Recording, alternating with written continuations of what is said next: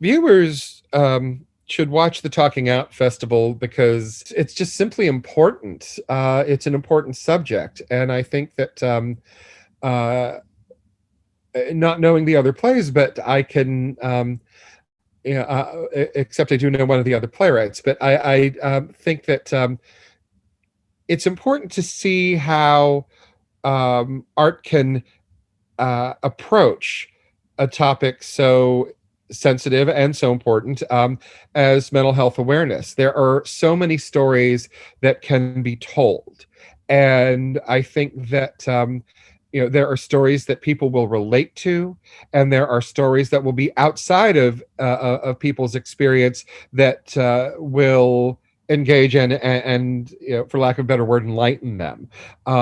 It's a great way to broaden your perspective, and I think my play in particular, if you like a good horror story, and if you prefer your horror stories grounded in reality, then I think my play is for you. If you're kind of into the Lovecrafty type stuff, my play is definitely for you. So there you go.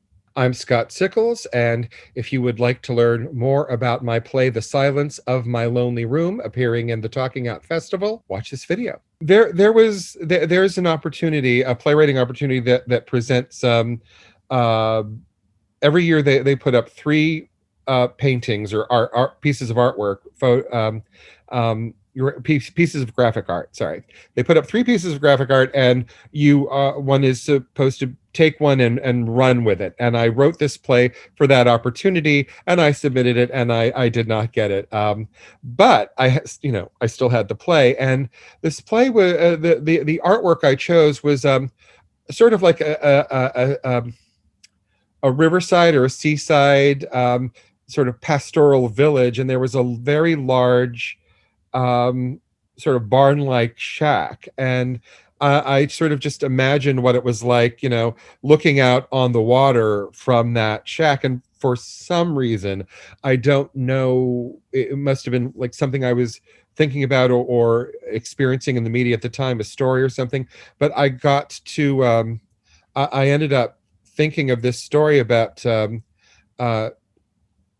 two guys. Uh, the play could actually be performed by people of any genders, but I picked in my head two guys, and who were sort of socially outcast, one because of his association with the other, and the other one because he was considered weird. And he was, this small community considered him weird because he was schizophrenic, and he did not know that. And I also um, in addition to having written about delusional disorders, I know people who with family members who have dealt with them. I have worked with people who have dealt with who have had like paranoid schizophrenia, other schizophrenias, um, and I just really wanted to, I got this story in my head that was sort of what I think the question really on my mind was, even though in the objective world what they're experiencing is not actually happening, it's very real to them. And I heard stories about people who, would see demons breaking through their walls, and those demons were not actually there to anyone else, but they were, as I said, very real to them. And I know that my father, who was a paranoiac, he had some very specific, like delusions of persecution. He would say, well, the neighbor lady is, sitting at the top of the steps with her in her nightie throwing baseballs down the steps. And I'm like, obviously that's not happening. How do you know? I'm like, how do you know what she's wearing? And eventually he realized, it's like, yeah, he was making a lot of stuff up, but he was still experiencing it. So I wanted to, all that kind of went into telling the story of these two men who were very close at one time, physically, emotionally close, and who had been separated for a long time, and neither one knew what the other one had gone through. And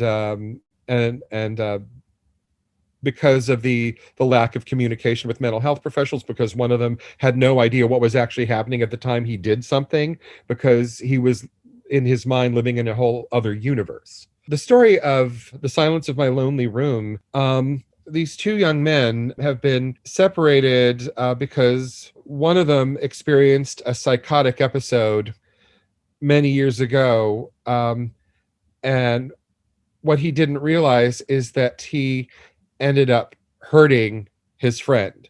He has, to this day, was never told his friend was involved, or had been victimized by him, even accidentally. And uh, the friend who was hurt uh, is very bitter and angry about being attacked and then being shut out. They had not communicated since this event, which was a very violent physical attack. And now this is the first time these two people are together after this attack, um, which was an event they experienced very differently and were told very different things about. So that's the gist of it. And there's a lot more. I want the audience to, first of all, a very basic level. I want them to be, engrossed and scared, and I want them to, I want them to empathize, I think, with uh, the terror and the trauma that these two people are going through, and to really think, well, there, but for the grace of whatever, go I, what would it be like if I were in either of their positions? If I thought this had happened, or if this had happened to me, what if this, you know, what if I found out the truth about an incident was very different from what actually happened? I think a lot of times we go into situations and relationships with preconceived notions about the other people, even if it's people we know for a long time. We didn't know what they went through. And I think the message of this play is to be more aware and to be more open about what other people went through, what they were going through, even if they've hurt you.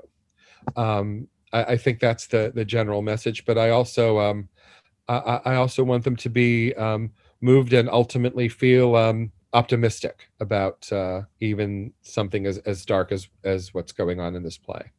I'm looking forward to seeing what everyone has brought to the table with this piece, because uh it was I gave the play up to Anthony, and I was not involved in rehearsals or casting, and usually I am.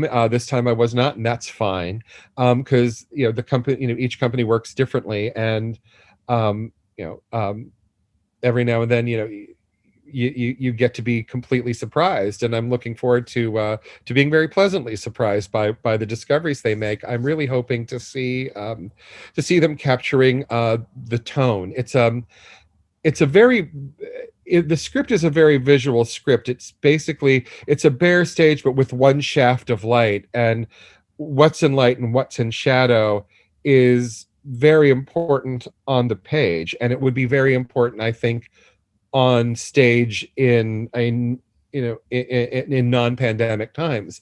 I'm fascinated to see what the virtual medium has influenced and inspired them to do in telling this story. I'm just I've never actually heard the play read aloud by actors before.